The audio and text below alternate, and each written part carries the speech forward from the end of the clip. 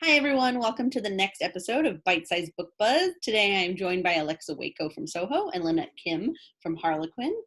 We are going to talk about some books we love. Take it away, Alexa. Awesome. Hi guys. Today I'm really excited to be able to talk about Murder in Chianti by Camilla Trinchieri. This is a first in series mystery in Camilla Trinchieri's new series. And I'm going to first talk a little bit about the plot, which actually is really kind of straightforward classic murder mystery set in the heart of Tuscan wine country, as the title suggests.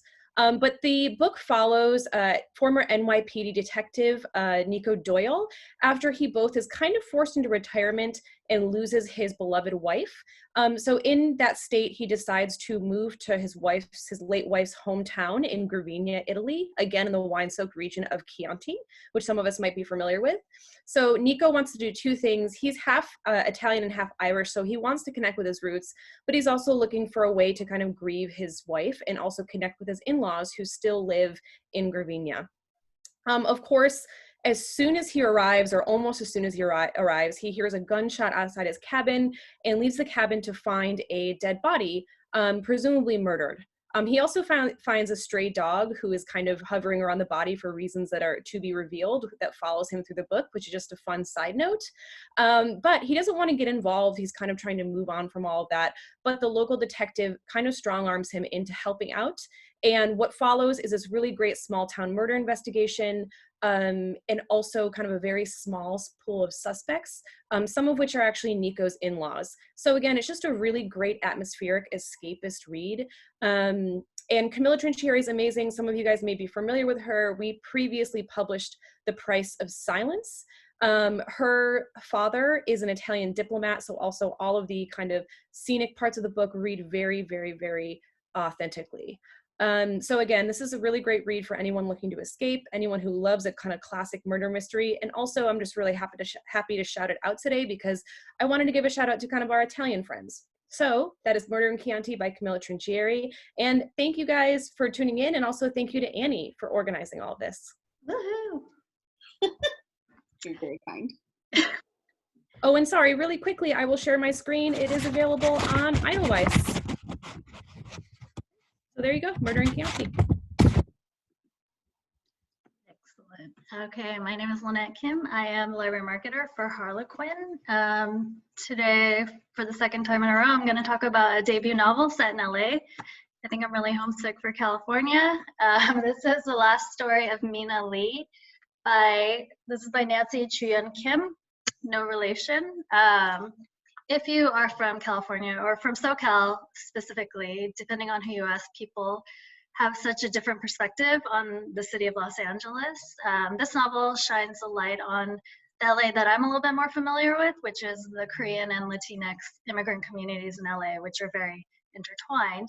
So the novel begins with a young Korean American woman named Margot, who had grown up as the only child of a single immigrant mother named Mina Lee.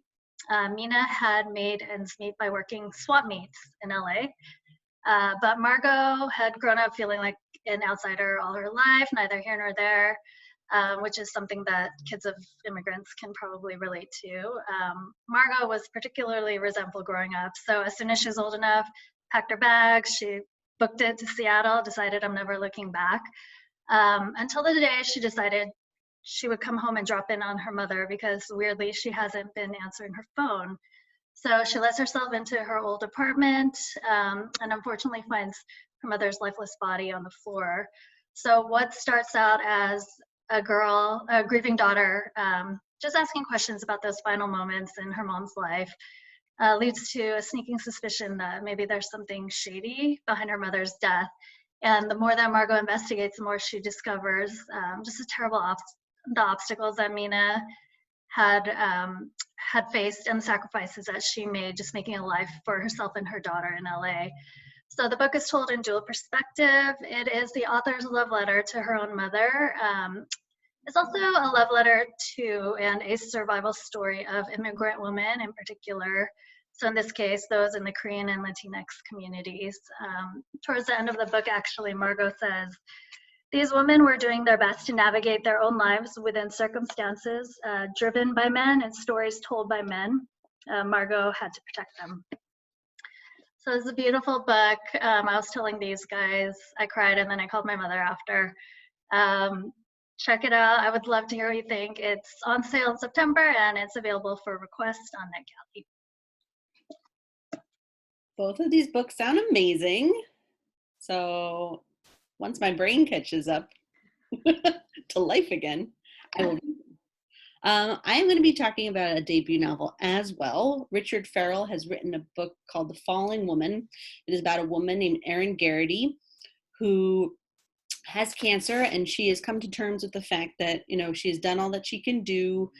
She's had all the treatment that she could possibly have, and she is, you know, mentally set herself that, you know, this is it. This is how life is going to end. When she finds herself in a plane that is crashing, she's like, oh, well, I guess this is how it's going to end. And I'm okay with that. And then she survives. She is the falling woman. A rumor spreads that she has actually lived, and the investigator tasked to inventory all the victims and make sure everything is up and up hears these rumors, and the government insists that he follow them and find out if it's actually true.